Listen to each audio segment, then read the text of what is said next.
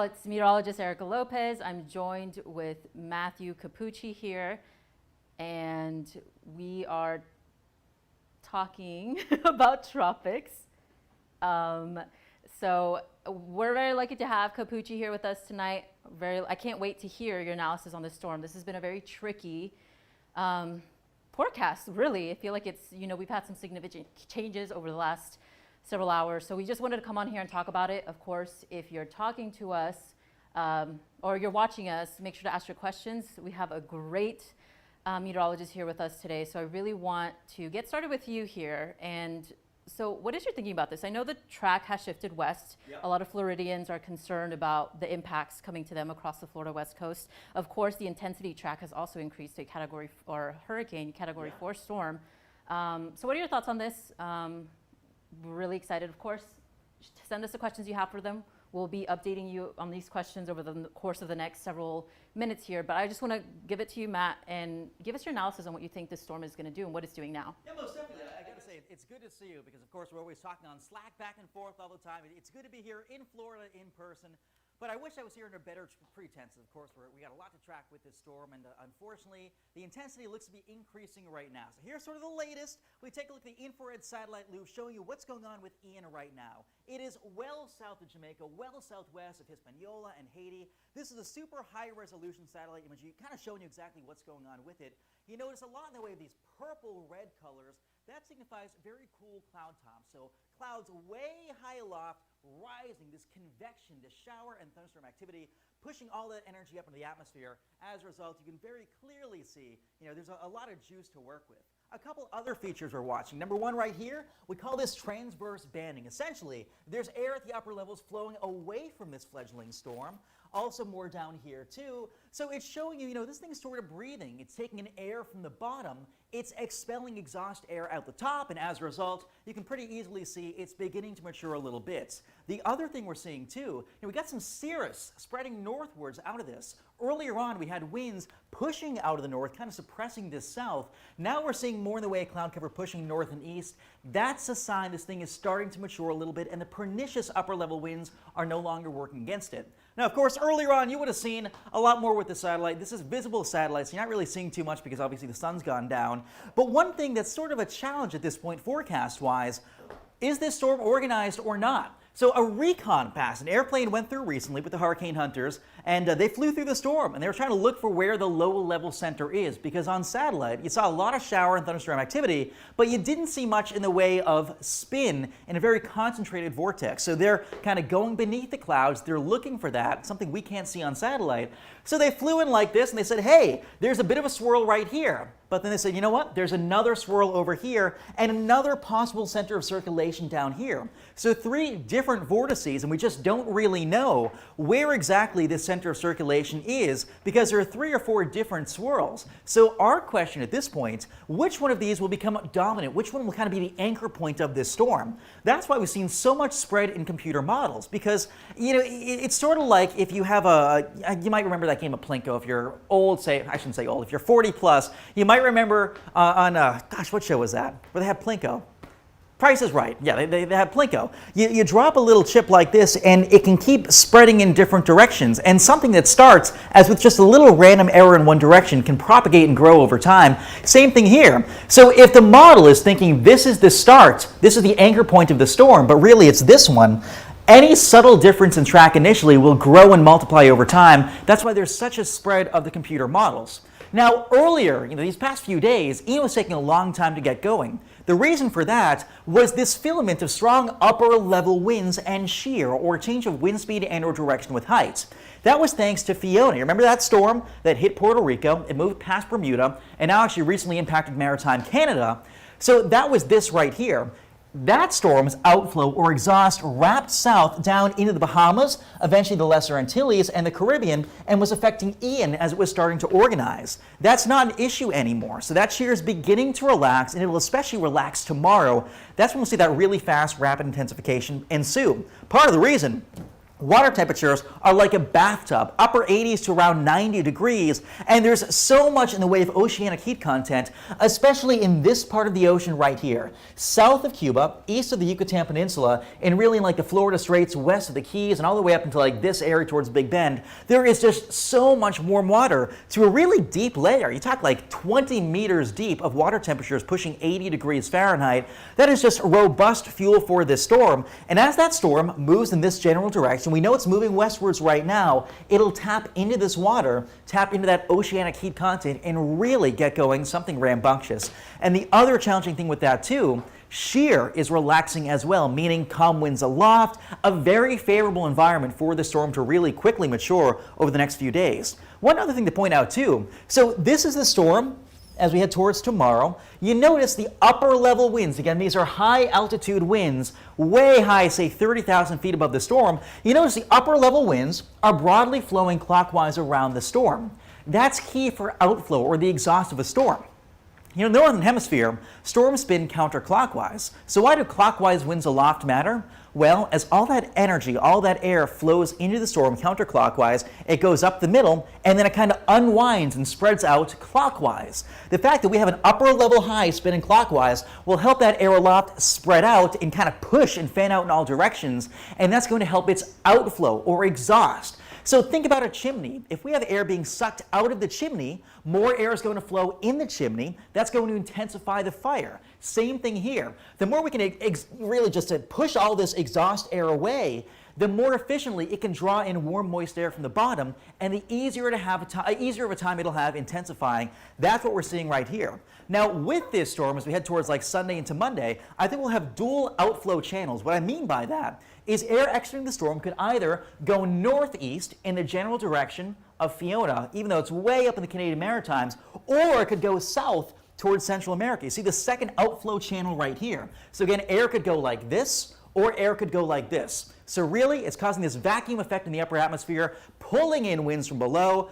So you get the idea. This thing's really going to strengthen. So again, right now, it's kind of disorganized. This model is doing a good job of simulating what it's looking like. But look, tomorrow in the afternoon, really starting to get going. And then look at this concentric donut, really looking impressive.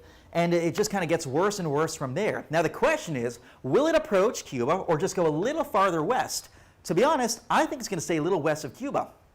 Initially, it looked like Havana and Florida would really be impacted, but now it's kind of trending farther westwards, and we're thinking a different path towards the Gulf of Mexico, and eventually, possibly staying way far west of the Florida Peninsula. I gotta say though, confidence is very low in this forecast. Realistically, anyone from like New Orleans all the way down to like Lee County, Sarasota County, towards Immokalee, a little bit south of Naples, Fort Myers. Everybody along here has to be watching this very carefully because there's so little confidence in this forecast once it passes Cuba. Admittedly, we're not even sure it's going to actually impact Cuba the way it originally was looking to at first. So I'd say through tomorrow, and if actually we can go back and kind of pause that graphic real quick. Here we go. So let's skip forward one more. Eric, would you mind pressing pause? Perfect. Thanks. Here we go. We go back. Yeah, we take that back to the start. I forgot to press the pause button there. Do some teamwork behind the scenes. Awesome. So here's where the storm is right now.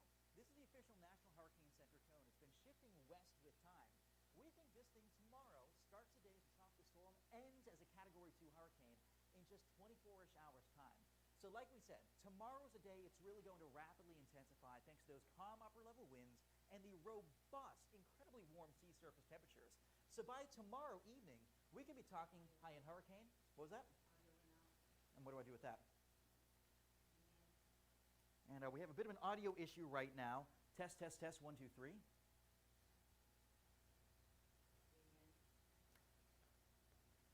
I'll just keep talking. Good. Gotta apologize for that. We have a bit of a tech issue behind the scenes regarding audio. We're getting things sort of straightened out, but we'll keep giving you the forecast because this is crucial information. So again, we start the day tomorrow close to hurricane strength, maybe as this thing strengthens overnight. By the time we head towards Monday afternoon, a Category 2 hurricane pushing west of the Cayman Islands, and eventually this thing will continue rapid intensification, reaching just west of Cuba as a Category 4. Now, will it clip west of Havana towards this little peninsula right here? We don't really know. Honestly, it's trending so much farther westwards that I would say probably, Cancun has a better risk than does Havana. Anywhere in between, like consider Havana and Cancun goalposts, we just don't really know what's going on in here. This thing will continue charging on towards the Gulf, but will weaken on approach to Florida. So I really don't think we'll see more than a high in Cat 1, low in Cat 2 if it does make landfall in like the Big Bend, the Panhandle. But the models are kind of windshield wipering back and forth, so we're not really sure exactly what will go on with that. And actually, if here we go, we'll zoom in a little closer for you, show you the cone. Really, the cone of concern just shows you the historical error at average timescales from the National Hurricane Center. So at this point, the cone is this wide. This doesn't vary storm to storm. This stays the same. So realistically, anyone from like way down here all the way towards like New Orleans or Biloxi or Gulfport, Gulf Shores, Alabama, everybody's going to be watching this, especially along the I-10 corridor. So it's a challenging forecast. So here's what I mean by that, okay?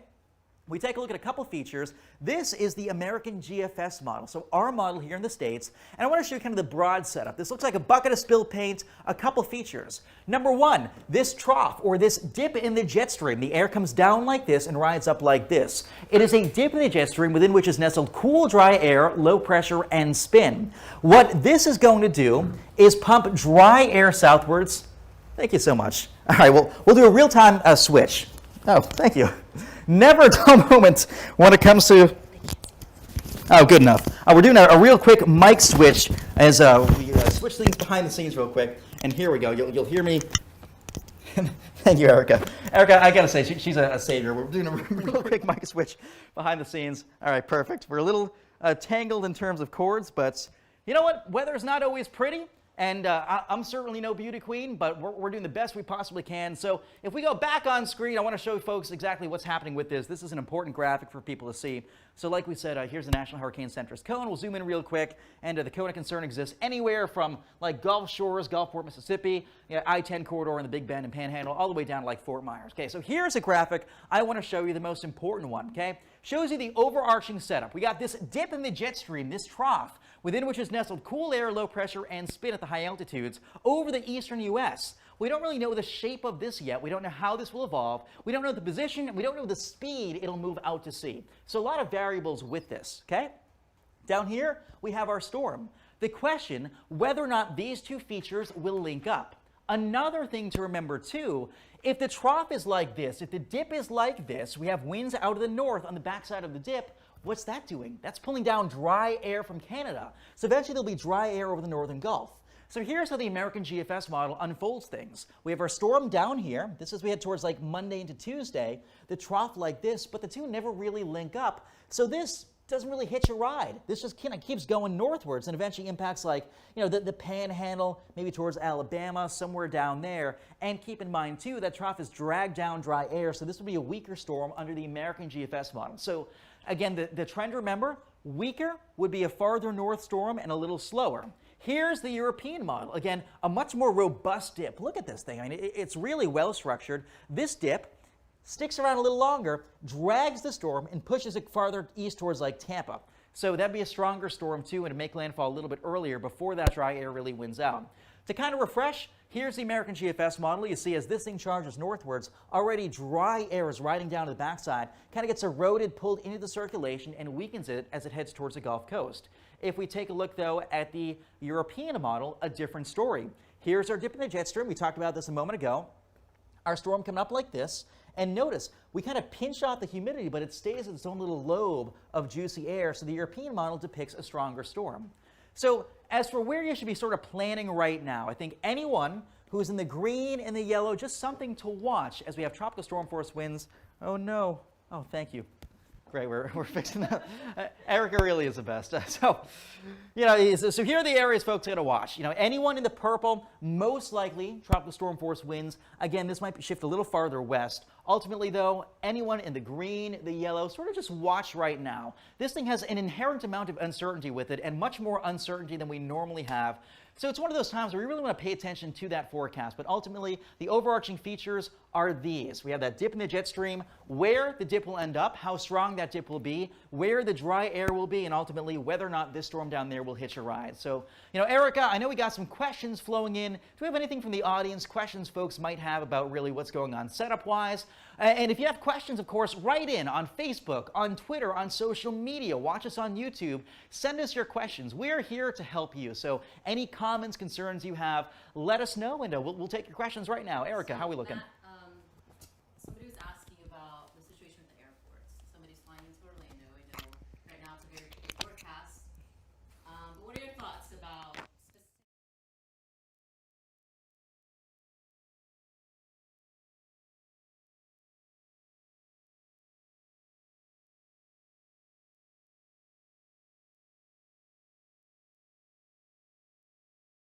You know, we're trying to plan, of course. We have several days before this potential storm may or may not make an impact here in the Sunshine State, or really, you know, all the way as we head towards like Gulf Shores, Alabama. So anyone from the Keys, maybe even Miami to like Gulf Shores, you have to be watching this closely. It is too early to alter any travel plans yet. I think most at risk right now would be the Panhandle and perhaps a Big Bend of Florida. So like Panama City, you know, Tyndall Air Force Base, that area, for a lower end like Category 1 to Category 2 storm.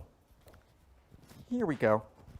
No one wants to see my chest, but oh well, we're doing the best we possibly can. So, perfect. You know, I think it's too early to alter any travel plans yet, but it's still something to be mindful of. And if you have plans to take you down this way, just keep an eye out these next several days and really remain abreast of forecasts, but don't cancel anything quite yet. Western Cuba, same exact thing. You know, initially, Western Cuba was looking to be a very tough spot in terms of where the worst of the winds could actually impact. At this point, though, I think there's a lesser risk there. So there are a lot of different trends we're carefully watching, but I'd say be cautious, don't panic yet. And Erica, what other questions do we have? Somebody was asking about Georgia. What is the storm going to do in Georgia? Yeah, so Georgia, let's watch this animation real quick and we'll kind of show you what's going on. So regardless of what path this storm takes, here's vorticity, here's spin. This just basically shows you where that storm is. This storm, if we go back forward one more, you know, the cone sort of does take it into southern Georgia. However, at that point, it wouldn't be a hurricane. It would be much weaker. That said, it still gets some gusty winds, maybe like Thursday, Friday of next week in southern Georgia, but that moisture would work north. One of the hazards with landfalling hurricanes, even as they pass inland, their remnants have so much twist at the upper levels, all this spin could brew rotating thunderstorms. So maybe some heavy squalls, downpours, rain showers, maybe an isolated tornado or two sometime late in the work week next week in southern Georgia, the southeastern U.S. Something to be aware of there. You know, obviously don't change any plans yet, but you know, whenever we have a landfalling storm, the hazards don't necessarily stop at the ocean. They transition. You know, we have a lot of moisture with this. If we have a slug of rainfall of 6 inches or more, that could very well extend inland to like Georgia or the Carolinas, depending on how this storm unfolds. And same thing, isolated tornado risk down there too in the southeast as we head towards like Thursday, Friday, Saturday of next week. But the pattern, the upper air pattern is just so messy right now. I wish we had more information about sort of how that'll go.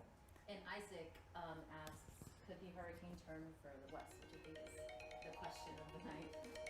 We have many questions tonight, of course. These are actually the weather gods calling right now to ask questions. So what I will say, could the hurricane turn further west? It absolutely could. Remember, it depends whether or not this trough picks it up, this dip in the jet stream. Honestly, you know, if we go back a couple slides, I want to show you sort of where the spaghetti models are looking right now. I personally think it's going to miss Cuba to the west. Look at all our spaghetti models over this past run, trending farther west, so I think it skips Cuba. I honestly think that Cancun has a bigger risk right now than does Havana. But let's say, for example, it does trend farther west. You know, this model right now is not showing much for that path to take it into the Tampa area, Tampa Bay, down towards Fort Myers, down towards the Caloosahatchee River. You know, there's a better chance it does trend farther west, and I think that trend will continue because if it misses the trough, if there's nothing to pick it up, it can just kind of keep skirting north and just chugging along. The other thing, too, you know, like we said, if we skip one slide ahead right past this, I want to focus on the fact that that trough is sort of pulling down cooler, denser air from the north, as you can see right here. So this air is coming like this. Here's the storm going up like this. This is like sort of pushing it out to sea. The storm eventually has to keep going north, but it just kind of stalls in the northern Gulf of Mexico and then would come inland. So that's why I really do think there is support for that idea of it continuing farther north and west than originally forecast. I would not be surprised for it to go up in the panhandle of Florida as a much weaker storm as we head towards like Thursday, Friday, Saturday of next week. Ultimately, this thing is rapidly intensifying right now over the Northwest Caribbean. This will be a Cat 4. You know, it's going to be a heck of a storm in the Gulf. I don't think it'll be as formidable when it makes landfall. Here's sort of the latest in terms of the spaghetti models. I like, you know, this one the best, heading towards the Big Bend. That said, Panama City could see a hurricane impact. It's too early to tell. We really need, like, I'd say 36 to 48 hours to firmly grasp where this thing's going to go after Cuba. So a great question there. Thank you, Isaac. Erica, what else do we have? So Jason asks, why does the GFS model have the storm weakening prior to ashore? Will the upper jet stream push some wind shear on the storm, breaking it up? So that's a really good question too. You're exactly right. You know, if we go to that other slide, is wind shear or a change of wind speed and or direction with height something that could weaken the storm before landfall? Absolutely. That's why over the Gulf we expect it to be a Cat 4. As it nears that trough with the strong winds aloft, it's down to a 2 as it approaches the Big Bend. So the question was, will wind shear or a change of wind speed and or direction with height weaken the storm as it approaches landfall? I think it will. In either the GFS or the European model, the farther north this storm gets, the closer it is to all this wind energy aloft. Imagine you're playing tug of war, okay? If you're playing tug of war with a vertically stacked system, you knock it off kilter. So this hurricane will be a buzzsaw in the Gulf of Mexico, like a Cat 4 plus. It'll be a buzzsaw down here. But if it starts tapping into this wind shear and kind of being sheared apart or tugged apart, ultimately it could begin to weaken markedly as it makes landfall. Same thing here. Imagine you're spinning a top, those tops you spin, those kids' toys, on a table, and you jiggle the table back and forth. That will interrupt the rotation of that top. Same thing here. So you don't want to shear it apart, you don't want to pull it apart. So with that, we've taken some questions, of course. We'll do our best to answer more on social media. Keep it tuned to MyRadar on Facebook, Twitter, Instagram, YouTube, and of course right here in the MyRadar app. We'll have more every single day. We'll have an update tonight at 11 o'clock. We'll have more tomorrow morning. Stay tuned to social media as well. And really, we still have several days before we fully know what this storm will do. So impacts are subject to change. This track will likely shift west a little bit more. We have a lot we are tracking, and believe me, we'll be here every step of the way. With that, we'll close out for tonight. We'll see you again later on. Thank you so much for joining us.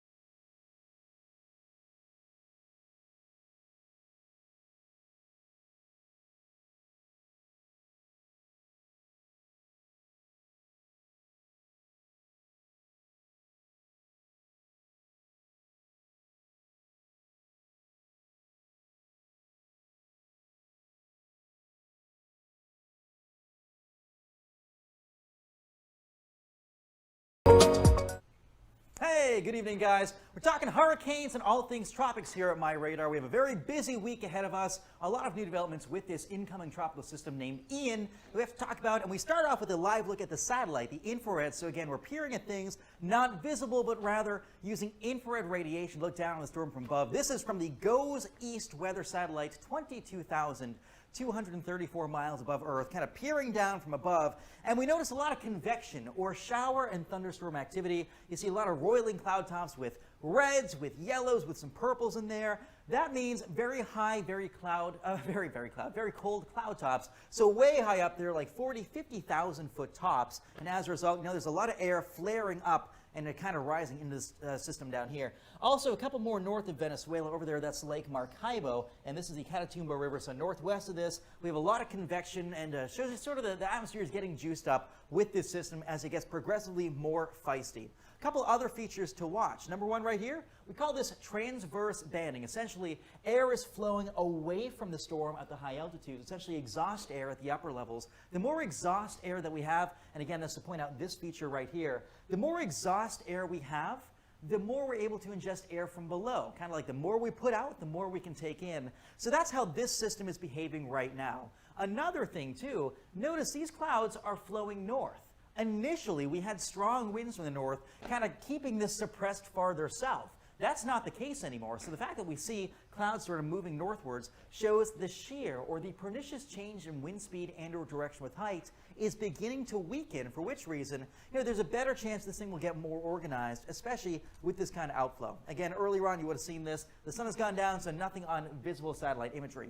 Now, how organized is the system right now? Honestly, we don't really know. The hurricane hunters took a pass through it earlier on, and they found evidence of like 3 or 4 different areas of circulation, areas of spin, kind of more concentrated vortices. One is right here. You see the wind barbs kind of wrapping counterclockwise like this. Another one maybe right here. Maybe a third down here, swirling like this. So you look at this mess and you say, where's the center? This is like trying to play pin the tail on the donkey, but the donkey has like, I was going to say, where's the tail going on a donkey? Anyway, the donkey has like 3 or 4 rears. We don't really know where the tail should go on this system, and as a result, when a model tries to plot where this thing will go in the future, it struggles to guess where this thing is actually anchored in the present because we have so many different centers of circulation, so we don't really know. Okay, so that's one of the challenges with forecasting this system. Now, in the past few days, it sort of struggled to get its act together. The reason being, it was located down here in the Caribbean, past the Lesser Antilles. It was kind of south of Hispaniola, so this area down here.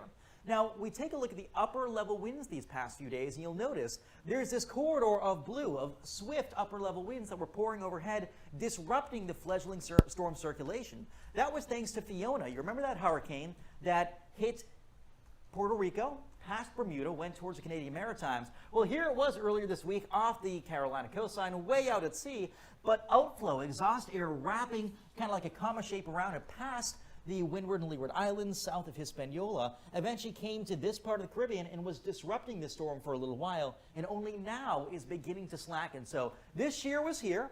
This shear is lessening right now, and at the same time, we have tons in the way of water temperatures over like 85, 90 degrees. So keep in mind what I just said.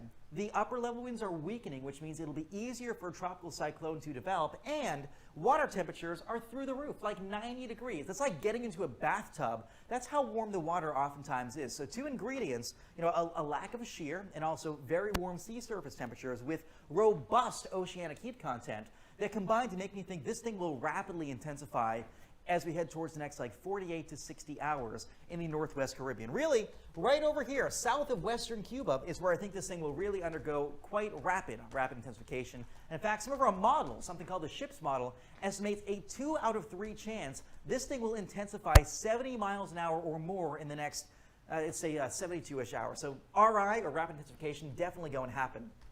Now, I wanted to show you sort of this upper air pattern that we have going forward. Keep in mind, this is as we head towards like tonight into early tomorrow morning. The upper level winds, you'll notice, the stronger winds are farther east. Here's our system. So our system is nestled in this pocket of upper level calm.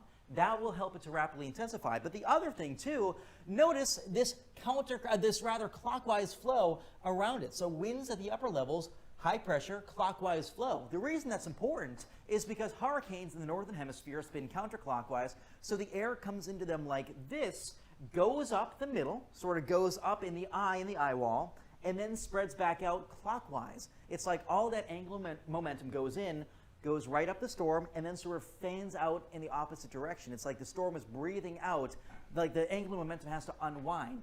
That's what's happening right here. So the fact that this storm's outflow will be enhanced by an upper level high is just going to more efficiently exhaust, or rather evacuate exhaust air away from the storm and make it much easier for this thing to continue intensifying. It's just like a chimney. If you had a fan on top of a chimney and we're sucking air up the chimney, more that goes out the top means more can come in the bottom, and the stronger the fire, the bigger the flames. Same thing with this cyclone. So again, the more air we exhaust, the more air we scoop away from it at the upper levels, more divergence you get, spreading of air. We create like a vacuum effect in the upper atmosphere. That's what's going to happen here. That's going to make this storm stronger. So all these things to really keep in mind with this system. Another thing too, we'll have dual outflow channels. What I mean by that is we'll have two different avenues to evacuate air. Number one, air kind of goes up like this, sort of scoots out of the storm this way, and then number two, air heads down towards South and Central America. So two different outflow channels that I think will come into play and really help intensify the system like late tomorrow through much of Monday. So sort of timing things out, it's rather disorganized right now, disheveled. Watch what happens. You know, it starts sort of picking up steam, and it finds itself a center. By tomorrow afternoon, it's on the verge of hurricane strength, and then it really comes together tomorrow evening, develops an eye. It's not a big storm, but it's definitely sort of packing a punch, and then watch what happens. Monday to Monday morning, it really undergoes rapid intensification as it heads towards western Cuba. It has a donut hole in the middle of it. That's the eye around which a furious ring of very strong winds. That's the eye wall, and it might become what we call an annular cyclone. What I mean by that, it's like one CD, one disc, one band, and a hole in the middle. And otherwise, yeah, we had some spiral rain bands far away, but it's not like that typical, one squall, two squall, three squalls. It's very compact. The strongest storms, the buzzsaw storms, oftentimes are. Now, I do think this thing is trending farther west than initially looked like. It may just even stay west of Cuba, east of Cancun, and then it would kind of take this path north into the Gulf. Initially, this looked to me more like a Tampa issue down towards like the Caloosahatchee River in Fort Myers and Naples. Now it's trending farther north and west. It might be an issue for like the Big Bend, the Panhandle area. So that's why the National Hurricane Center has actually shifted their track farther west too. This thing starts off tomorrow morning, tropical storm, might end the day as a hurricane by Monday afternoon, Category 2, could be on the verge of a Category 3 or 4 as it clips western Cuba. If it does clip western Cuba, Havana should be fine. I think the Cayman Islands should be all right, but really this thing may clip western Cuba. We're not sure, but it'll be very strong. Then watch what happens, though. It goes into the Gulf, and it starts to rapidly weaken as it approaches the northern Gulf Coast, Florida coastline late in the week. So this thing might start off as a 4. It might look absolutely terrifying on satellite Wednesday. It will be terrifying if you're in the open Gulf, but you're not Nemo, you're not Dory, you're not swimming out there. You want to stay away from the beach, obviously, rip currents and stuff, but this thing will rapidly weaken, I think, as it heads towards the coastline. That doesn't mean it won't be a hurricane. It does mean it won't be a Category 4 hurricane. So we can rule out a major hurricane landfall for the East Coast, for the Gulf Coast, for anything like that. I do think the chance is for like a Category 1 to maybe a Cat 2, somewhere like the Big Bend area of Florida. Here's why. We have two different models kind of disagreeing. Here's what the American GFS model is saying. The big players are this trough, or this dip in the jet stream within which is nestled cool air, low pressure, and spin at the high altitudes, okay? So this is essentially the ride for this tropical cyclone here. Here's our vorticity, here's our axis of spin.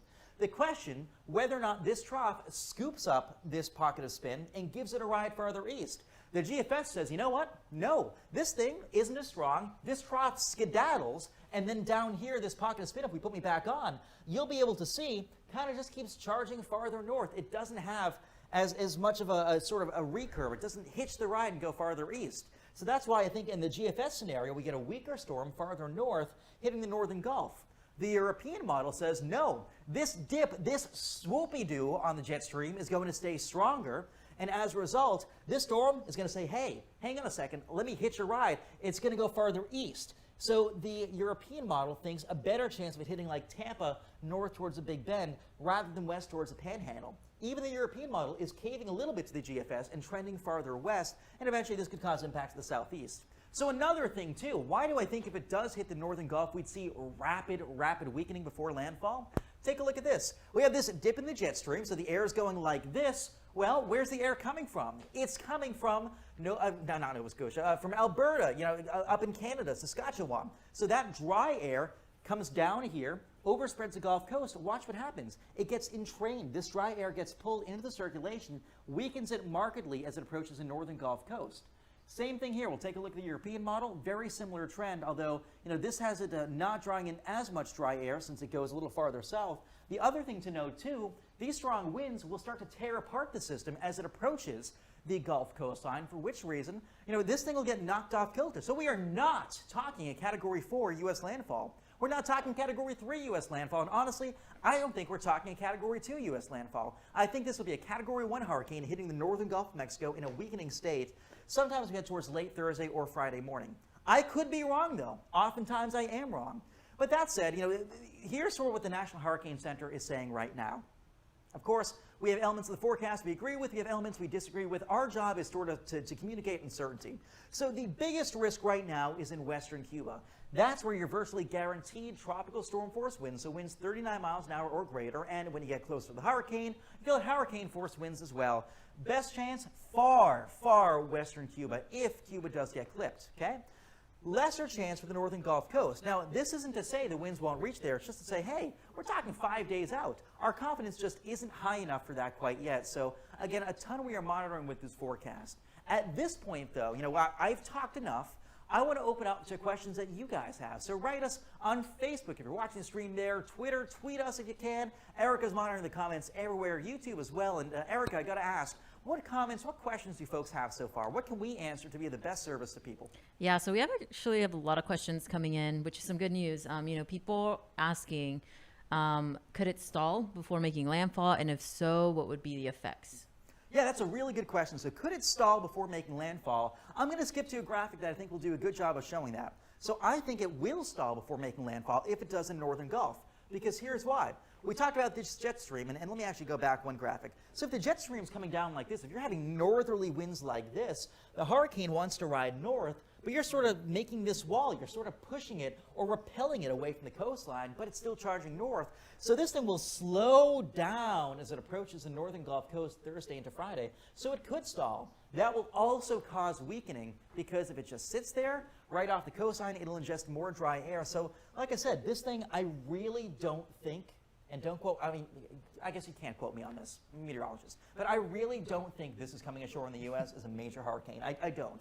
This is not Michael. This is not Laura. This is a different setup. It'll still be impactful. You'll get wind, you'll get surge, you might get a few inland tornadoes, you get very heavy rainfall, but I don't think this is like a whole, swath of wind damage type thing.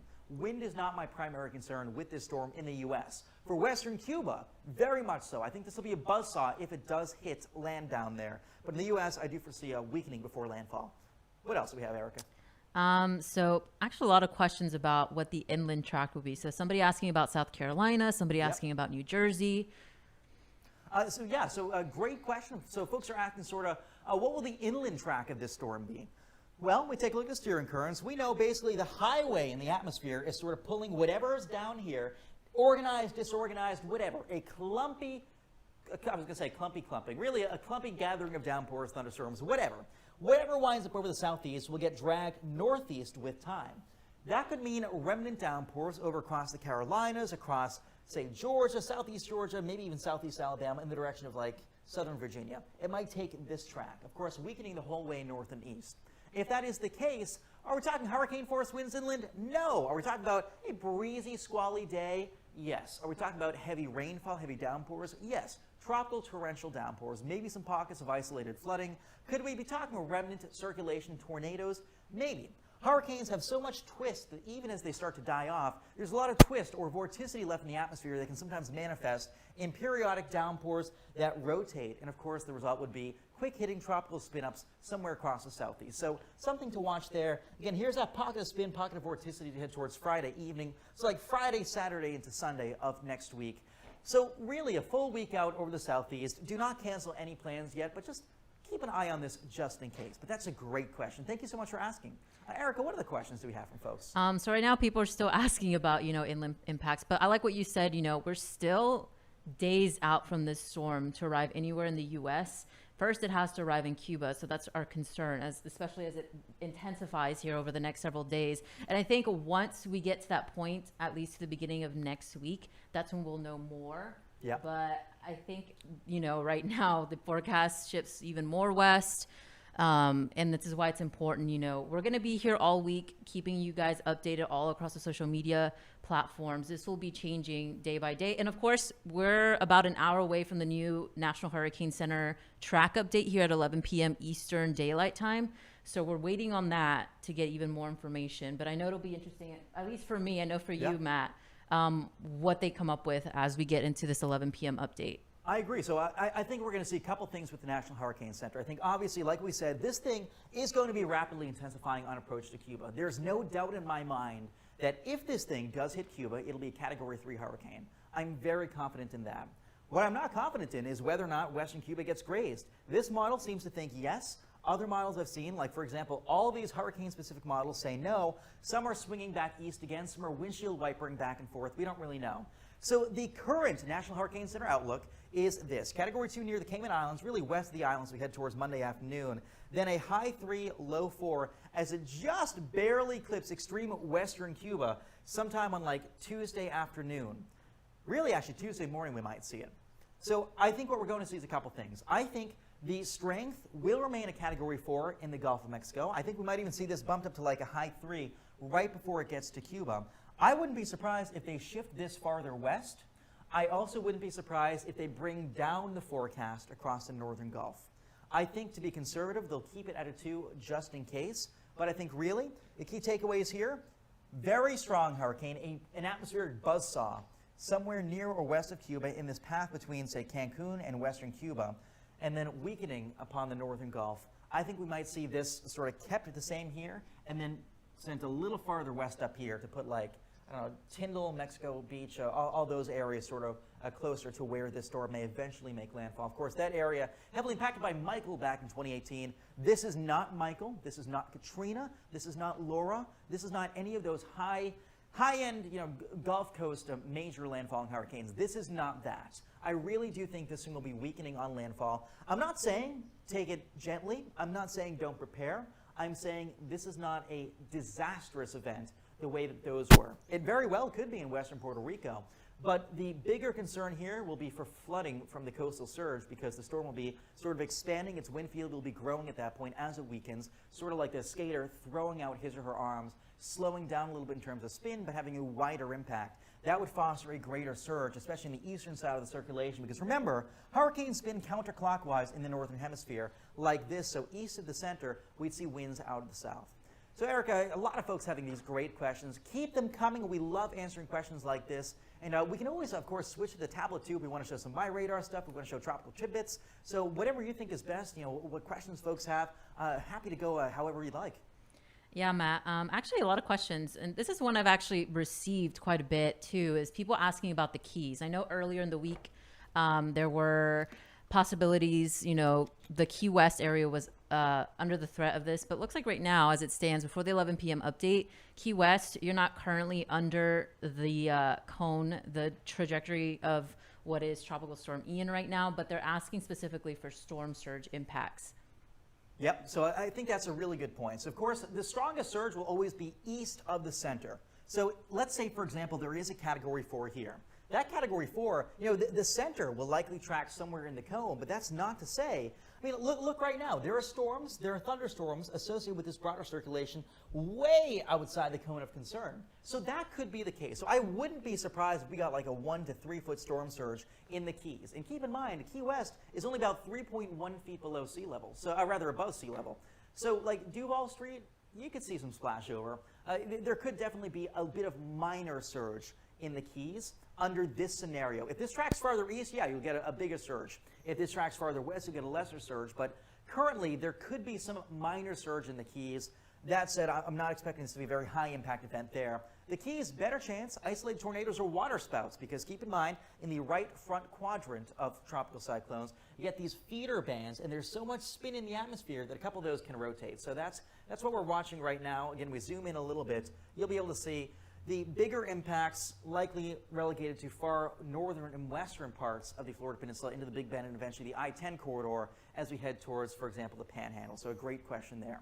Erica, what else do we have from folks? You're going to love this question, Matt. This is a question we've been asking all night. Isaac wants to know if you or Aaron are chasing, our storm chaser Aaron J-Jack actually is going to be in the storm. But right now, I'll let you answer that question, Matt. Oh gosh, so I'll answer for Aaron first, then we'll get to me because I'm the problem child. So Aaron J-Jack is actually up there in Canada right now. He's making his way back down here because he was chasing Fiona that impacted parts of Nova Scotia near Sydney. So he was up there chasing that storm, which actually hit Canada with an air pressure record minimum of 930 millibars or something like that, which essentially means it was an atmospheric vacuum that had like an 8% air pressure deficit.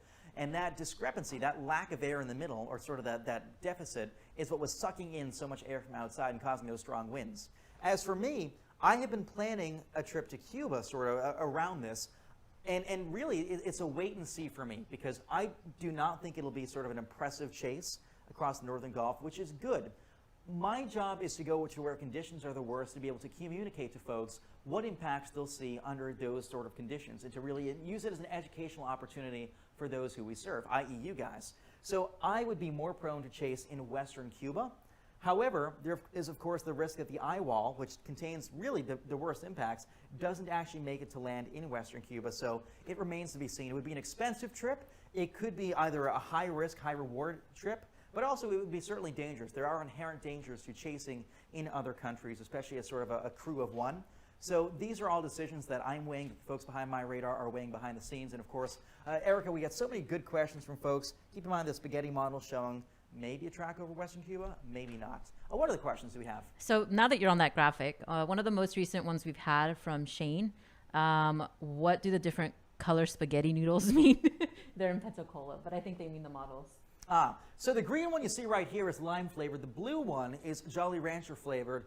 This pinkish one right here is medium well. No, I'm just kidding. So the different spaghetti models here, colors don't mean anything. These are all just to show some variation. Really, these are all just different specific hurricane models. Some focus on certain attributes of storms, others focus on different ones. So inherently, we'll get some slightly different outputs. So the colors don't mean anything. It's not strength, it's not wind, it's nothing like that. These are just random spaghetti noodles that all are dyed a different color to sort of show something differently. And yes, how are we doing, Damien? Good? Well, we got a thumbs up, so we must be doing pretty well. We're getting a lot of good questions, Matt, by the way. So Yeah.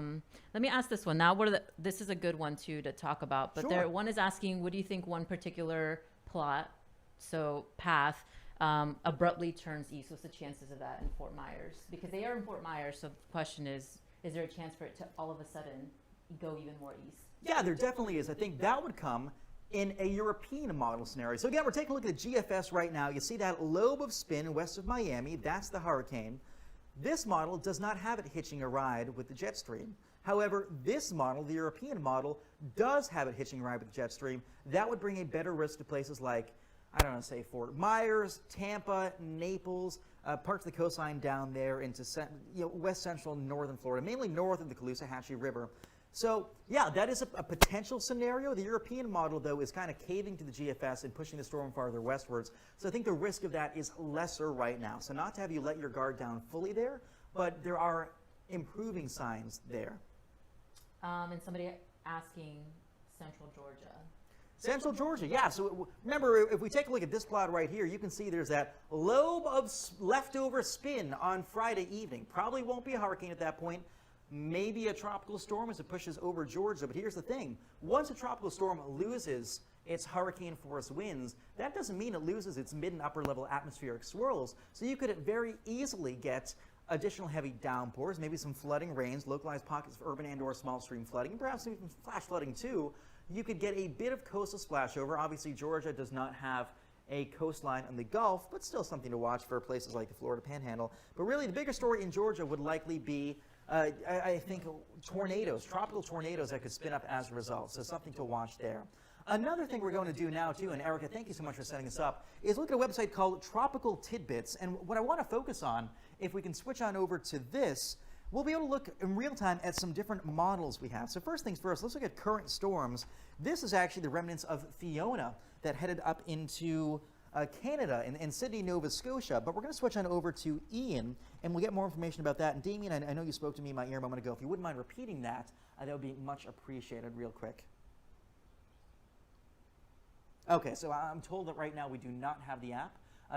Instead, we're going to focus back on the questions that we had earlier on. So, of course, keep pouring those questions in. Unfortunately, we cannot show what's on the iPad right now, so we'll stick to the big board, not to be confused with Big Bird. Yeah, Matt. Yeah, so, do we have a name for this? Do we call it like the monitor something? I like Big Board. I like that too. We can keep that. So a lot of people asking. So somebody asking about Jamaica, Fort Myers. These are people just now tuning in. Orlando. Let's see.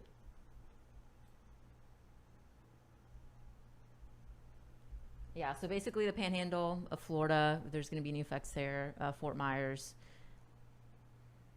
Okay, so yeah, let's take a look at we'll kind of run through this again and sort of show folks from the top what we can expect with this system. So if we bring it back on camera, I want to show you where the system is right now. We'll run through the graphics and kind of explain for folks who are just tuning in what is going on with this storm. So we take a look like this. Awesome. Thank you so much, Damien. We take a look right here. Here's what's going on with the system right now. So one thing you'll notice right now, look at this flare-up of massive thunderstorm activity north of Venezuela. You know, one cool thing, Erica, that you actually might appreciate too, in the far bottom right corner of this map, this is actually Lake Maracaibo. This is the mouth of the Catatumbo River in Venezuela. This is just a tangent, but it's a cool tangent.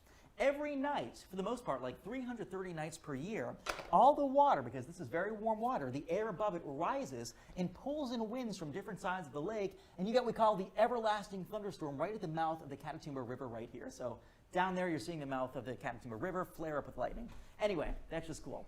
More importantly, back to our storm. Down here, you see some flaring up thunderstorms there, and then look at all these in the middle too. Every time you see purple, purple is a sign of very high, very cold cloud tops. So big-time storms, 40, 50,000 footers. Keep in mind, this is well south of Jamaica right now. So Jamaica might be fringed by winds like, say, 35 to 40 miles an hour, so almost tropical storm force. But the meat and the potatoes of the storm are much farther south. You can see it's sort of trying to fill back in. We have the central vortex somewhere in here. We don't really know where that center of spin is, but if it moves beneath one of these, what we call hut towers, it will likely be vertically stretched and help intensify the storm further. Here again, this was what you would have seen for a visible satellite, but the sun went down, so we can't really see anything. So we talked about those centers of circulation. Where are they?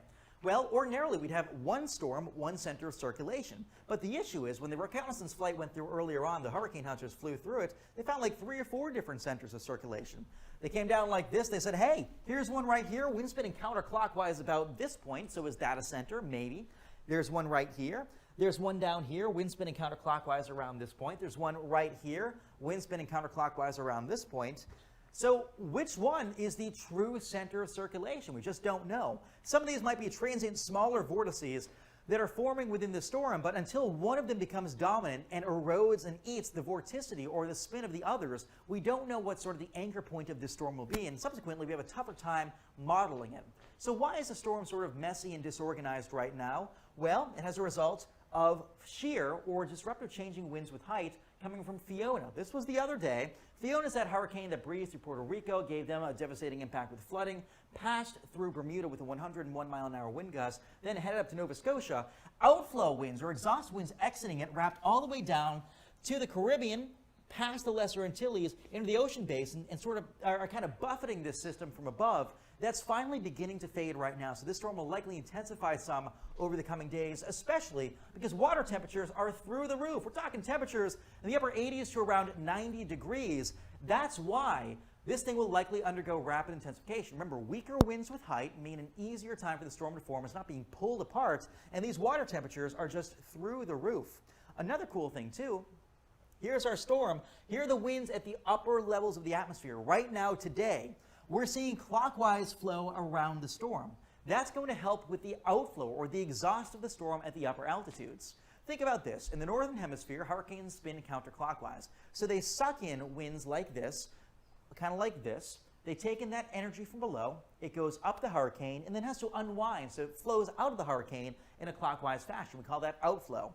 The fact that there's an upper level high spinning clockwise is going to accelerate that outflow, meaning we can exhaust we can push and expel more air away from the storm at the upper levels. This spent exhaust air can kind of be pushed away, and as a result, the more we put out, the more we take in. It's just like a chimney. If you have a fan over the top of a chimney sucking air up and out the chimney, well, guess what? More is going to go out, so more is going to come in at the bottom and rush in to fuel that storm, rush in to fuel the fire, so to speak, and the flames will grow. Same exact thing here. So this will likely aid in rapid intensification. So that's why this thing will likely stay well southwest of Jamaica. I do think, yeah, a couple spiral rain bands might work into. These can contain like gusty winds, 35 to 40 miles an hour at times, and some heavy downpours. Mainly, you know, I'd say sometime throughout the day on Sunday, lesser impacts into Monday. But look, this thing gets very tight. It really wraps up tomorrow night into Monday and undergoes rapid intensification, likely becoming a high Cat 3 or even a Cat 4 as it approaches western Cuba. I don't know whether or not it will clip Cuba. That remains to be seen. Models more bullish on a westward trend. However, the models have been windshield wipering back and forth. So really, I don't know if Cuba will be impacted. It remains to be seen. What will be impacted? Likely the Big Bend or the Panhandle of Florida. Lesser risk for the west coast of Florida. It could still turn if it catches that trough or that dip in the jet stream at the upper levels, but a lesser risk over here on the Florida Peninsula. So again, Big Bend right now, concern for you guys. However, I do think this storm will be a Cat 4 here, Cat 3 here, rapidly weakening on approach to the northern Gulf. The National Hurricane Center sort of thinks the same exact thing. So again, it gets wicked strong south of Cuba, maybe clips or passes the island as a Cat 4 just offshore, regardless, still significant impacts. A 4 in the Gulf of Mexico as we head towards like Wednesday into early Thursday. It's going to look nasty on satellite. It's going to be this mean buzzsaw. You're going to think, uh-oh, that's bad. But it's going to weaken on approach to the coast. A Category 2, very different from a Category 4. That's why a much lesser impact across the northern Gulf. And honestly, I wouldn't be surprised if this weakens into a Category 1 hurricane as it makes landfall sometime as we head towards like Friday, maybe Thursday evening into Friday. So two slightly different scenarios. Here's this dip in the jet stream within which is nestled cool air, low pressure, and spin at high altitudes. We call this a trough. That's essentially the big steering mechanism of the atmosphere. This is what we're trying to sort out. The National Weather Service launching like 100 extra weather balloons every single day, trying to pinpoint whether or not this will catch and capture this storm and pull it northeast. The American GFS model says no. This is our lobe of vorticity or spin, i.e. the hurricane. This thing does not hitch a ride to that, instead just kind of flows northwards in a weaker state. The European model says, hey, stronger trough, captures the storm, a little bit delayed, but still captures it, tugs it farther east into the Florida Peninsula, then kind of recurves a little back to the west. So I think the European model is caving. The other thing to note, too, if the trough is like this, winds are coming out of the north, what is this going to do? Well, it's tugging down dry air from Saskatchewan and Alberta, Canada. That dry air goes down, wraps into the circulation, weakens it on approach to the northern Gulf of Mexico, i.e. the Big Bend of Florida and the Panhandle, so a lesser risk right there. The European model shows something somewhat similar.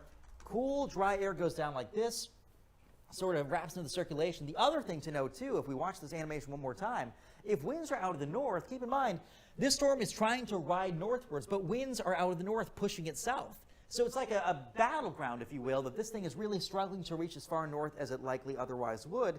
So that's why it might stall in the northern Gulf, ingest more of that dry air, and really kind of erode itself before getting to the actual coastline. So that kind of remains to be seen how this trough evolves. So a lot of big wild cards with this forecast. I think ultimately it's one we really have to pay attention to. But Erica, you know, folks have been asking some great questions, and I'm curious, so what else are they wondering at this point? Yeah, we actually have a lot of folks watching. So thank you guys. If you're watching us on here, we really do appreciate. We're trying to get you as much information as possible with Tropical Storm Ian.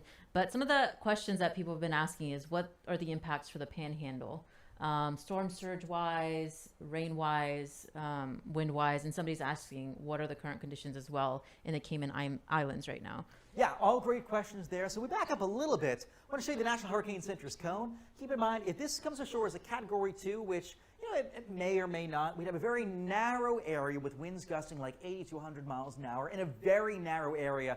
More just a breezy to windy day across much of the Sunshine State. We'd see a surge of about, I'd say, 3 to 6 feet in most locales, especially near and slightly east of the center, because remember, hurricanes spin counterclockwise like this, so they'd be pushing water ashore on the eastern side of the system, given the shape of the coastline. You know, one thing to note here, though, it does not take a strong storm in this part of the Gulf to bring a significant storm surge due to the bathymetry of the ocean, or the shape of the seafloor and the continental shelf, which acts like a ramp. So water can just kind of easily flow up that and move ashore. So I think storm surge would be a bigger concern for places along the northern Gulf Coast. Again, not a major hurricane when it makes landfall. Definitely not a major hurricane when it makes landfall. It will be rapidly weakening upon landfall. However, you're going to see at least winds out of the south, decently gusty, perhaps locally damaging, and that could push water ashore 3 to 6 feet in a few locales, primarily east of the center. So that would be the impact where it does make landfall, if it does make landfall.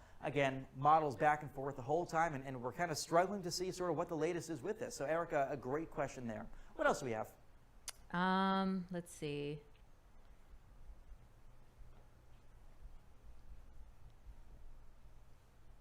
Of course, folks are asking some great questions online, so feel free to ask anything that you want to know. We're happy to sort of answer your questions. That's what we're here for. We're here to answer your questions. So if you have something you want to know, let us know. We will do our best to answer every single thing, no matter what it is. So ask away. So we'll actually do one from Twitter. This is one we didn't get to earlier, Matt. Yep. Somebody's asking, they're planning on traveling to Fort Walton Beach, Destin on Thursday. How concerned should we be? So remind me, what county is Destin? I'm trying to picture.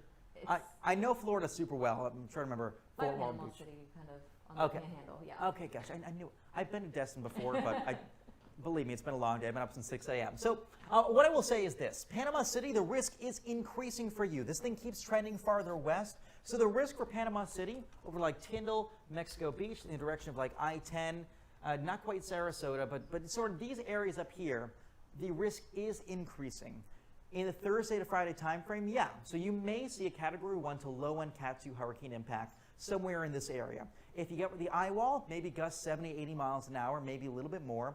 If you're east of the circulation, a better surge. West, still maybe something. The west side, you'll probably get heavier rainfall. So expect kind of a total rain out Thursday into Friday. So, there are definitely things we're watching with this. I do think that, ultimately Destin will not be a place you want to go. Like, I wouldn't have an outdoor baby shower on Thursday in Destin. If you could tweak your vacation, probably a wise idea. I wouldn't panic yet, because ultimately it could fluctuate. It could windshield wiper back and forth. It'll be in a weakening trend too. But that said, keep abreast of forecasts. If you're in this area, we call this the cone of concern. If you're in the cone of concern, you're concerned about it. That's how it works. It's not the cone of panic. It's not the cone of doom. It's not the cone of silence. It's the cone of concern. So you pay attention to later forecasts, especially on the northern side of this, where there's inherently more uncertainty. So Erica, a great question there. What else do we have? I think one of the biggest questions too, if you're just now tuning in, maybe getting the latest updates and haven't been watching the storm, one of the questions is this coming to Miami? And so I think that's changed a lot over the past couple days. Yeah, so initially the European model took it much farther east. I sort of want to show you one thing that I think would be helpful to look at. And we'll zoom in just a second, kind of show you where it's going in the end. But I want to show you one model that I think does a good job of explaining why there was initially that risk to parts of Miami. So here's sort of the setup that we've been watching.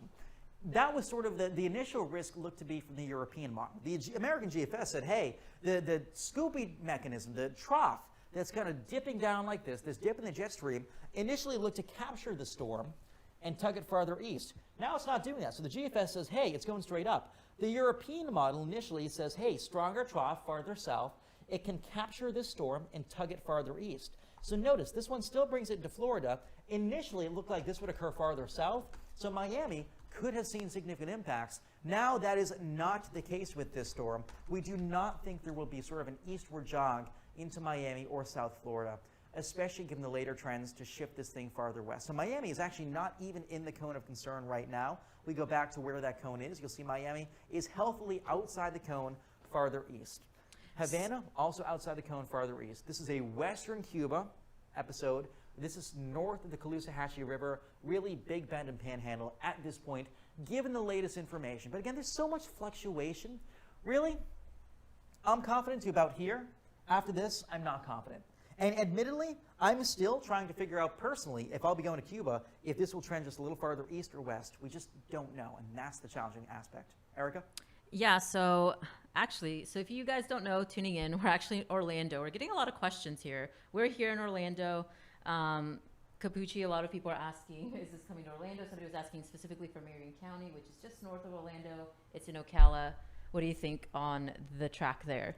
Yeah, so good news for folks in Orlando. Number one, we are so far inland. That's why we don't have a beach in Orlando. Believe me, I came down here from D.C. I'd love to be at the beach right now. The fact that I can't be at the beach and that you're not near the beach right now in Orlando means a much lesser risk from this hurricane. We remember Charlie back in 2004, August 13th. That came right through the Orlando metro with this tiny core of intense winds, actually on my birthday, and brought 106-mile-an-hour wind gusts to Orlando International Airport. That will not be the case this time. This will be a much weaker storm if it does impact Orlando, because keep in mind, it'll be rapidly weakening across the northern Gulf. In addition to the fact that the worst impacts will be relegated to the coastline, you'll probably see a breezy to locally blustery, gusty day in Orlando sometime Thursday or Friday as the remnants pass through, or as the outer rain bands pass through, as the core and the meat and potatoes system pass farther west. Maybe tornado weather too, because keep in mind the right front quadrant, so this part of the storm, oftentimes you get tornadoes because the winds at the mid-levels keep going, whereas the winds at the low levels slow down thanks to friction onshore flow. So you get some sort of overturning in the atmosphere that can be tipped into forming rotating thunderstorms and tornadoes. So yeah, Orlando, your biggest impacts, 40 to maybe isolated 50-mile-an-hour wind gusts and a couple isolated tornadoes sometime Thursday into Friday. Overall, this is not a big impact system from Orlando. Great question there. Yeah, and Cappucci, I agree. You know, I am new to Florida, as a lot of people are. A lot of people have actually moved to Florida the past several years.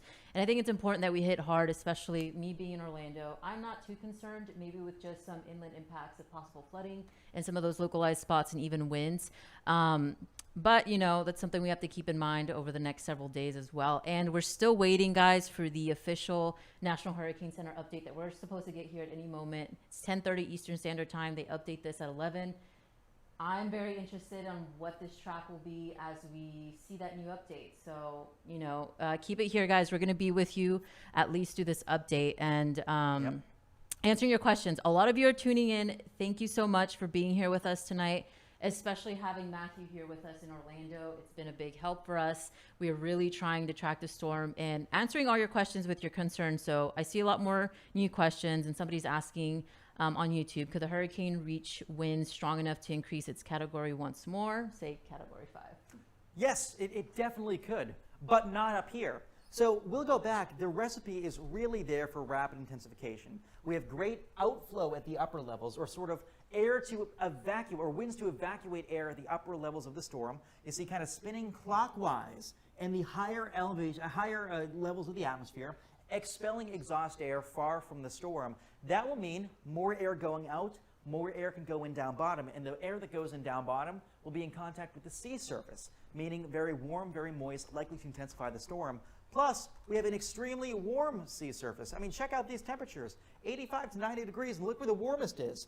Florida Straits down to the northwestern Bahamas with temperatures like 85 to 90 degrees. So that, coupled with this outflow at the upper levels, it's really going to help evacuate, exhaust spent air from the storm.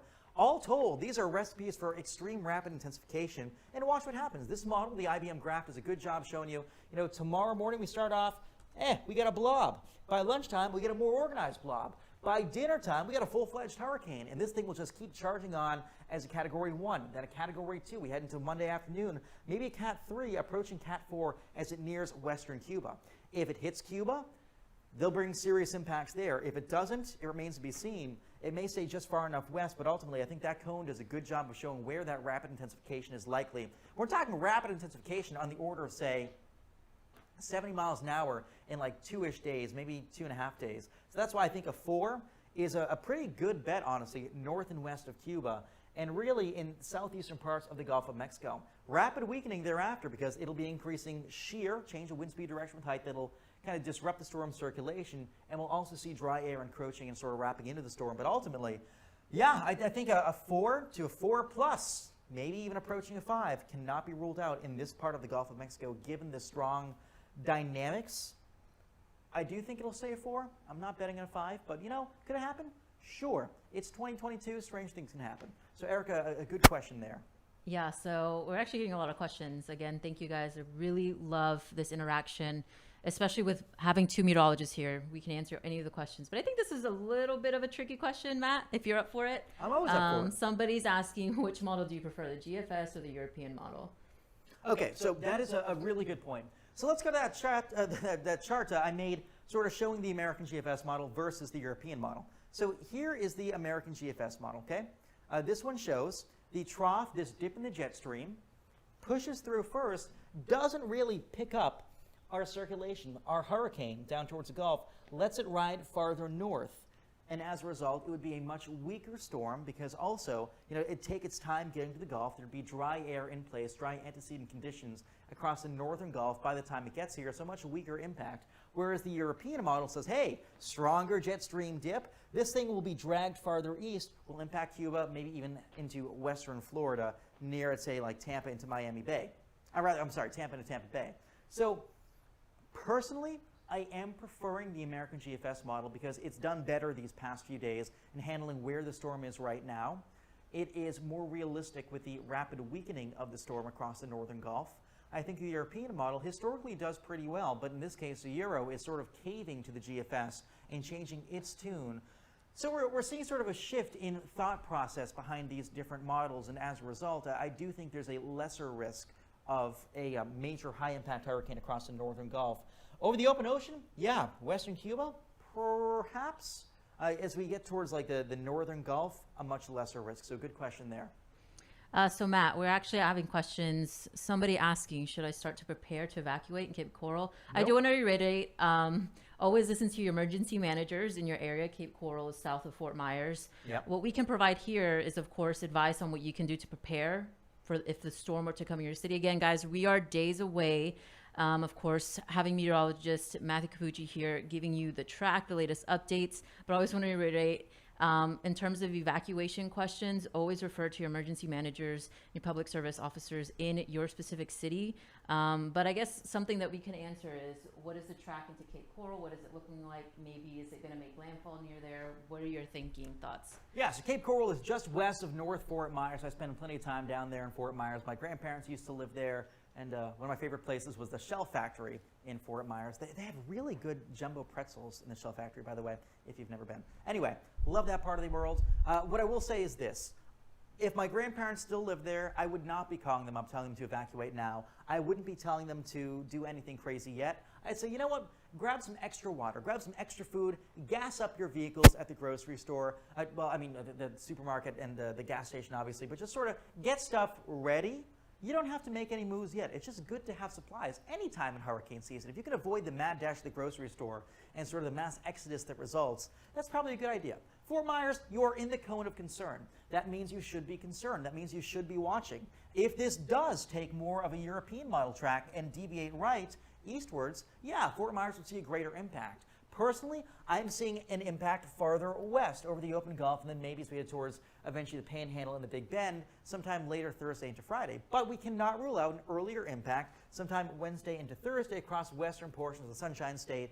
Caloosahatchee River, especially there and northwards, something to watch. So don't rule it out yet. If you live in Naples, Fort Myers, Immokalee, Lee County, anywhere in that area, you do want to watch this, but don't make any evasive maneuvers yet. Good question there. And of course, we always try to have folks referred to local officials.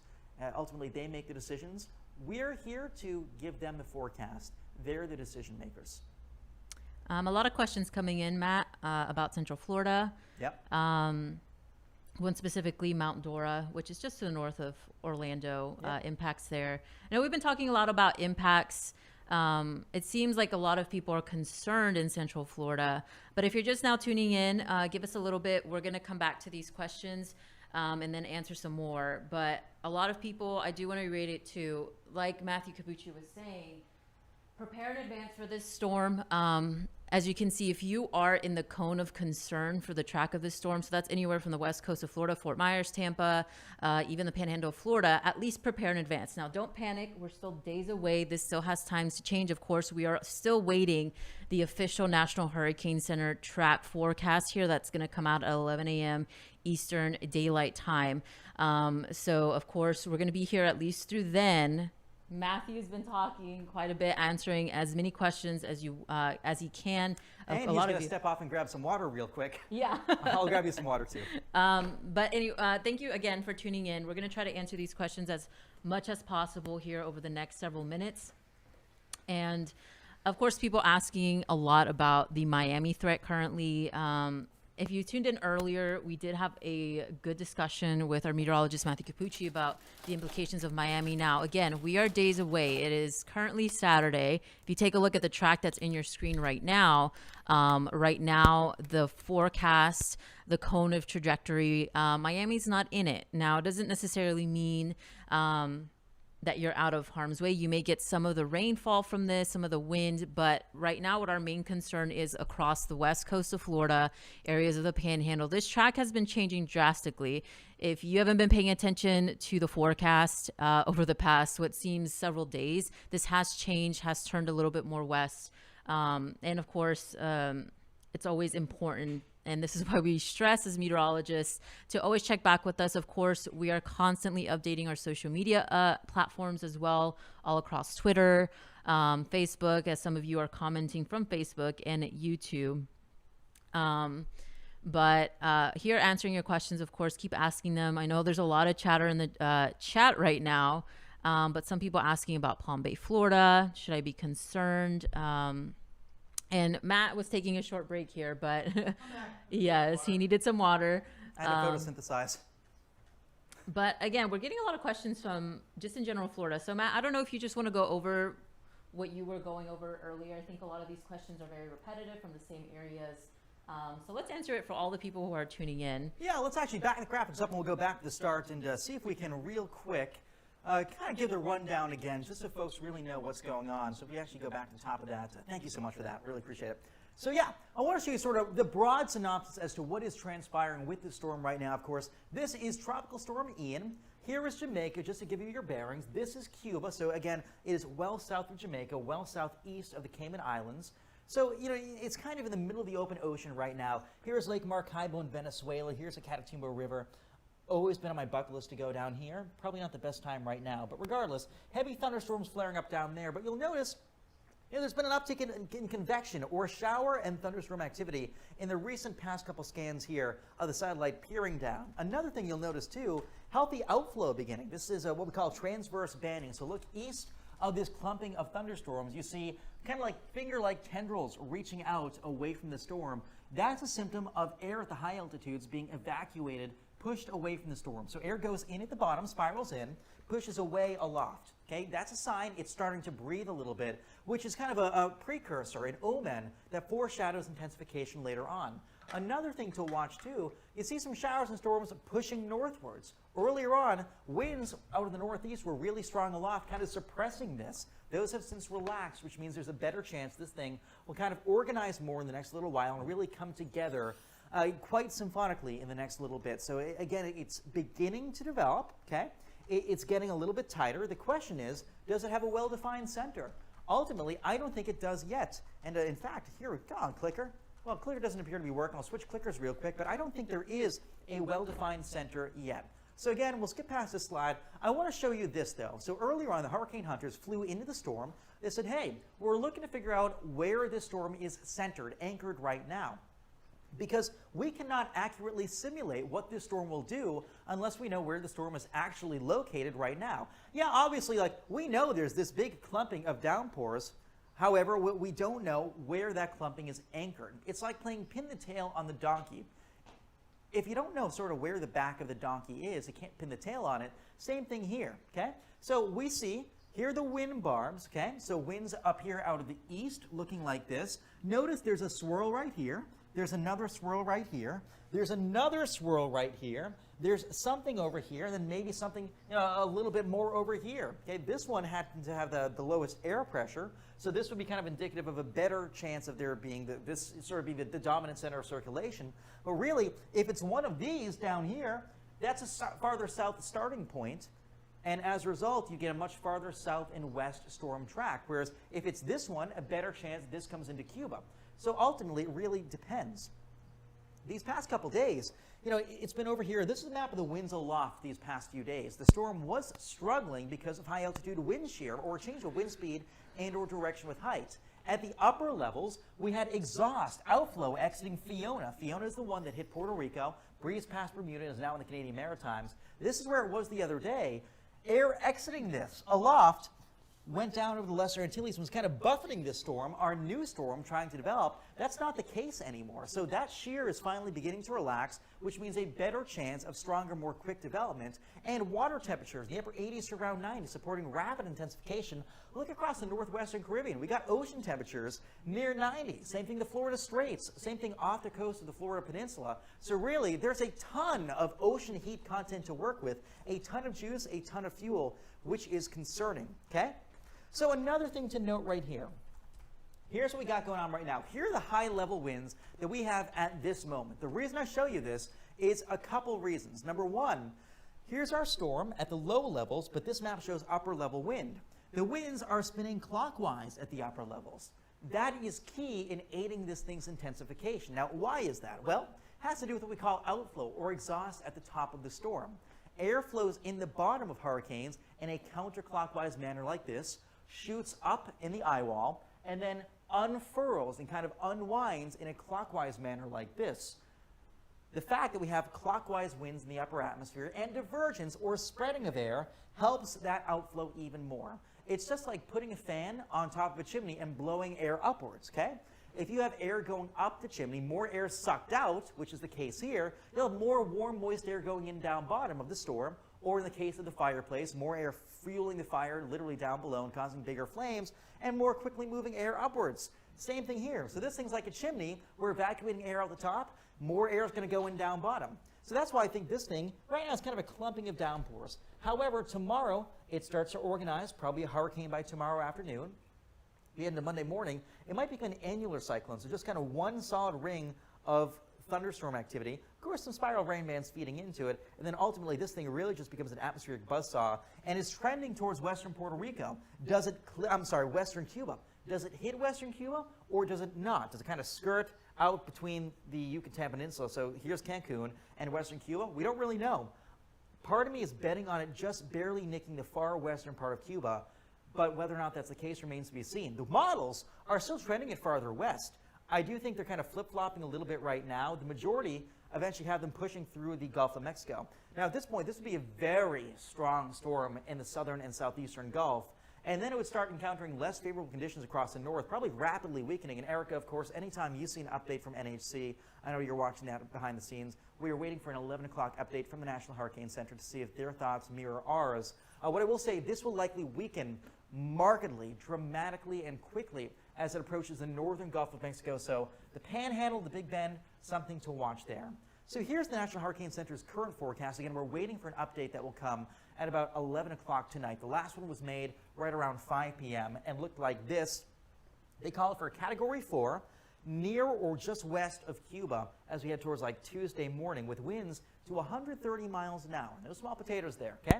It'll still be a Category 4 in the southeastern Gulf with winds perhaps approaching 140 as we head towards Tuesday afternoon into Wednesday afternoon. So very high-end hurricane, a buzzsaw in the southeastern Gulf. But then it starts feeling less favorable effects, okay? There'll be wind shear or change of wind speed in inner direction with height across the northern Gulf. Simultaneously, there'll be dry air working down too, so it'll kind of run into this wall of suddenly less favorable conditions, rapidly weakening across the northern Gulf down to a 2, probably a 1 before landfall, so lesser impacts there. So better news for folks in Florida, especially across this area, which is already less populated too. Now, most folks are on the I-95, the I-4 corridors. It's like Orlando. Yeah, this would bring you a rainy day sometime like Wednesday into especially Thursday. Rainy day, maybe gusty winds, not damaging winds, gusty winds most likely. This is not Charlie. This is just kind of a tropical storm force winds. You'd probably see some squalls, heavy rainfall, maybe a couple isolated tornadoes somewhere across central Florida because you're in the right front quadrant of the storm where winds near the surface that are flowing in like this slow down because they get the frictional effects of moving against land, whereas winds at the upper levels kind of charge on. And you get that sort of change of wind speed with height, that brews wind shear, change in winds with height. You get overturning circulations, a couple that sort of are tilted upwards and become rotating thunderstorms. So something to watch there. Really could be impactful over here. Better chance of hurricane force impacts in sort of the, I don't want to say the armpit of Florida, but really like this part of the Florida Peninsula. And really the Big Bend is the technical term for it. So the north of Treasure Coast, but really this area right here would have the bigger impacts from a potential hurricane landfall.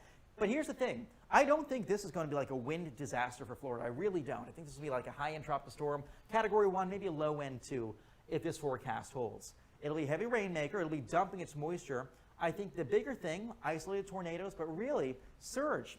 Keep in mind, with the bathymetry, the shape of the seafloor in this part of Florida, in the continental shelf, you get like this ramp of ocean water temperatures. Oh, actually, brand new right here. We have the new tracking from the National Hurricane Center as expected. So they have taken it and weakened the storm. And actually, we're going to back up a little bit so we can watch this slide from the start. So we'll go forward one slide. And momentarily, you'll see that new track from the National Hurricane Center just loaded. So here's what they're saying, again, really mirroring what we were forecasting earlier on. So they're explicitly predicting rapid intensification between Sunday and Monday. So between Sunday and Monday, here it is, it goes from a 1 to a 3. Winds going from 80 to 115 miles an hour. That is rapid intensification. That intensification continues with Category 4 impacts possible by the time it gets to Tuesday evening, somewhere north of, it looks like, Cuba. So really, a major hurricane impact is possible right here in Cuba. But here's the thing. The center of the track is right here near the extreme western tip of Cuba. If it goes a little farther east, more impacts, a little farther west, lesser impacts. And look, we still have that Category 4 with 140-mile-an-hour winds over the open Atlantic, northwest of Cuba as we head towards Tuesday evening. Still a Category 4 west of Fort Myers, way over the open ocean, over the open Gulf here by the time we head towards Wednesday evening. And then look, it's a Category 1 as it makes landfall. This is not a big storm. This is Category 1. Remember, yeah, you see 90-mile-an-hour winds, but that's only about the center. So really, 10 miles away from the center, you're not getting strong, crazy strong winds. So really, it's just outside the center. So really, I think ultimately, this is a best-case scenario for Florida.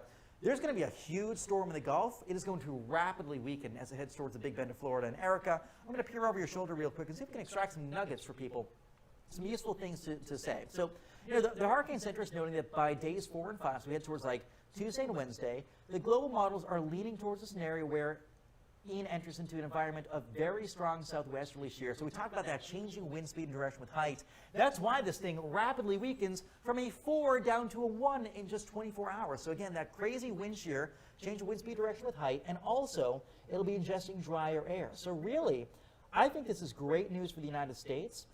It is concerning for Cuba, obviously. Ian is predicted to reach a Category 4 intensity over the eastern Gulf of Mexico in about 3 days, so near or just north of Cuba. So ultimately, Cuba, you know, I think western Cuba is sort of the area that needs to watch. Right here, it could come just a little farther east or a little farther west. We just don't know. I'll be making my decision tomorrow as to whether or not I'm going to Cuba. Here's that latest map right now, and if Erica doing a great job sort of helping us clean up the labels real quick. And here you see, by Sunday evening, you know, this box corresponds down here to the 1. By Monday evening, 115 miles an hour. By Tuesday evening, that eye wall will have winds about 120, 130 miles an hour, and then it'll push offshore of Cuba. And ultimately, great news for northern Florida. And we zoom in a little bit more, and of course, you can see northern Florida, winds much lesser. And just take a look at this. This is great news. This thing's set to rapidly weaken as it approaches land. So the National Hurricane Center mirroring our thinking here at MyRadar. This is what we're communicating to folks. It is not the end of the world. This is not a super high-end crazy storm for the United States. In recent years, we have seen a lot of rapid intensification as storms go to make landfall. I am not forecasting it this time. And Erica, a lot of really good news for folks in the Sunshine State. Yeah, definitely something I like to see. Although, you know, Category 1 storm is still impactful. You know, the NHC is highlighting that over this area, you could still see some dangerous storm surge, incredibly dangerous flooding that could come over this area. Yep. And something they're concerned with too, you know, is as the storm approaches areas of Cuba and Jamaica, there's a potential of mudslides as a lot of heavy rainfall will fall in such a short amount of time. And especially over this higher terrain, there could be very gusty winds. So although the United States looks like there's some good news for it, Jamaica and Cuba, not so much, as this is supposed to intensify rapidly here over the next several days. But some good news for the United States coming, at least in terms of the intensity forecast. We still may potentially get some of those impacts across the coastal areas and the Panhandle and even portions of Florida. And of course, we can't ever forget the threat of severe weather that comes with these storms. Of course, we'll have more details on that as we get closer to the day. But it's important, you know, this forecast, the National Hurricane Center issues these tracks for you guys to stay prepared in advance of the storm. So if you live across the Florida Panhandle, which a lot of you who've been asking questions tonight are concerned about this area, you should be prepping for this possible storm to come over your area here over the next several days. Take this weekend. If you didn't get the chance today, at least take the chance tomorrow and maybe for the start of the work week to prep for this storm to arrive over your area. This is where we're concerned as of right now. And if you haven't really been checking in on the forecast, if you take a look at the forecast, Matt, I don't know if you would agree, but earlier this week, once the first track of the storm came out, I would say it's changed quite a bit. And oh my gosh, yeah. Why we reiterate, always check back with us. Definitely, because initially Fort Myers was kind of the heart of the cone, and now look, they're on the fringe of the cone. This thing has maintained similar strength in terms of the forecast, but the whole thing has been bent farther west. And that's typical. Day 5 days out, the National Hurricane Center has an average error of like 150 to almost 200 miles. That's to be expected. We're doing science. It's not an exact science. It's almost an art as it is a science. And there's natural randomness, natural variability, things we just don't get yet. And as a result, like these things can and do fluctuate. Earlier on, Tampa looked to be in a bad spot. But as we got new information, as we sort of refined our forecasts, we said, hey, this thing likely bending a little farther west, and that's exactly what happened. Earlier, this 4 was a 3 right next to Tampa. Now Tampa will probably only get like 35 to 40 mile an hour winds out of this, and even on the northern Gulf, it won't be a crazy destructive wind event. Erica, you make a phenomenal point regarding storm surge. This area of the coastline is among the most vulnerable in the country for lower end hurricanes to bring a significant storm surge. The reason being, the slope of the continental shelf. You have very shallow waters, so it's easy for a hurricane, especially one spinning like this, counterclockwise. It's very easy for a hurricane to go like this and push all this water against the coastline, and that will likely be the case somewhere near and east of the center with a 4 to 6 foot storm surge as we head towards Friday afternoon. So again, Erica, something we are watching, probably Thursday evening too, an area of concern, but ultimately, we've reached the 11 o'clock advisory. I think we will be wrapping up soon. Any final questions from folks that we haven't addressed yet? It looks like everybody, is just thanking us for the live stream. Yeah. And, we want to thank you guys for tuning in. Thank you so much. I'm glad that you guys are getting good information out of this stream. Both Matt Cappucci and I are here answering all your questions. Of course, we're waiting for this 11 p.m. update. So we're going to be on here for another 10 minutes waiting for your questions to come in. But other than that, we're going to wrap up tonight just in about 10 minutes. So make sure to get those questions in. And Matt, of course, and I will be on social media answering your questions on there. Make sure you can send us, you know where to find him on Twitter. Make sure to DM him, ask us questions on there as well. Facebook, do not be afraid to reach out to us. This is our job. This is what we love to do. Answer your questions, your concerns, especially about this storm that is set to impact Florida. Florida hasn't had impacts of a hurricane in quite a bit of time, Matt. Yeah, last landfalling hurricane and was, so this Michael. is a good reminder, yeah. Yeah, definitely. Michael's a Category 5. This will not be a Category 5. It'll make landfall in a similar area, but this is kind of the antithesis of that. This is a rapidly weakening storm upon landfall versus a rapidly strengthening storm when Michael occurred back in 2018. I think it was October 10th of that year near Tyndall Air Force Base and east of Panama City. So here's sort of what we got going on these next few days. The storm kind of gathers strength down here. This is the IBM graph model. I like this model a lot.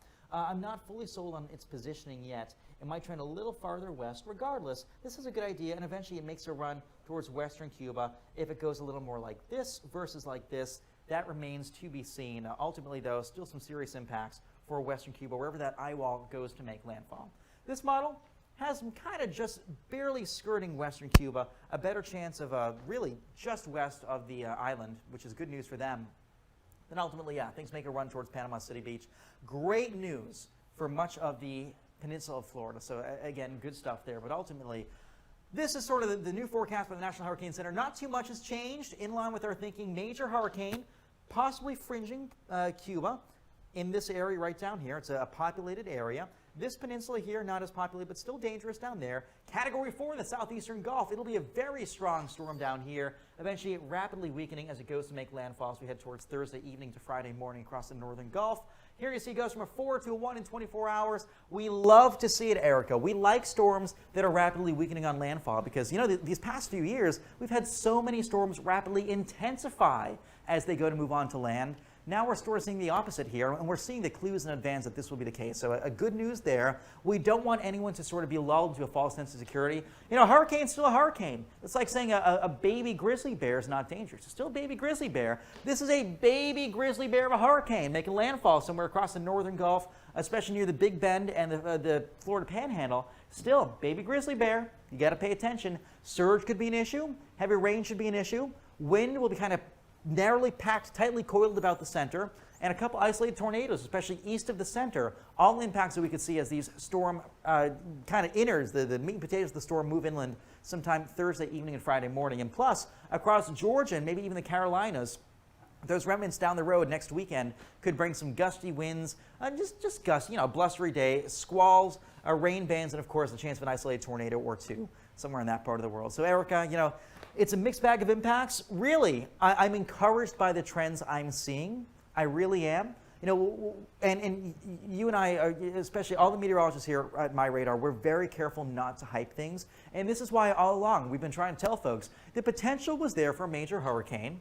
There will be a major hurricane over the open ocean, but here, on land in the U.S., probably not major hurricane impacts, which is good news there. So we always, we're not here to scare anyone, we're not here to hype anyone, and that's what we're doing now. We're showing folks that this will not be as bad as initially expected. It's still dangerous, still something you have to pay attention to. Check back for frequent updates because this could very easily windshield wiper back east again. I don't think it will.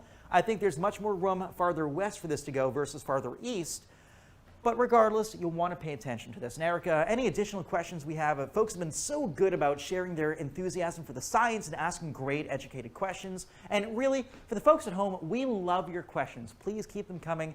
Find me on Facebook, Twitter, Instagram, YouTube, Tinder too. You can ask me weather questions there. Everyone does anyway, let's be honest. But no, realistically, message us your questions. We are always here to answer your questions. And we'll be back tomorrow morning with an update too. Erica will be working the fast forecast. We'll probably pitch in as well. So we got you covered around the clock. We really do. Yeah, and Matt, I do also want to reiterate it. Although it's a Category 1 storm, we could still see some pretty dangerous impacts. So it's important that you're getting your updates frequently from us. And I think we're going to end the stream here, guys. Not any new questions coming in right now.